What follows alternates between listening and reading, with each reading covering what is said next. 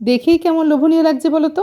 এটা বানিয়েছি ডিম বা দই ছাড়াই কড়াইতে, তাও আবার মাত্র 10 মিনিটে। তার জন্য লাগবে আমটাকে আমি পিউরি বানিয়ে নিয়েছি। 1 কাপ নিয়েছি নর্মাল টেম্পারেচারে রাখা দুধ, তাতে দিয়েছি বড় চামচের 1 চামচ ভিনিগার, 1 কাপ দিয়েছি আটা, হাফ কাপ দিয়েছি ময়দা, 1 কাপ পরিমাণ দিয়েছি গুঁড়ো চিনি, সামান্য একটু নুন আর ওই আমের পিউরিটা দিয়ে দিয়েছি।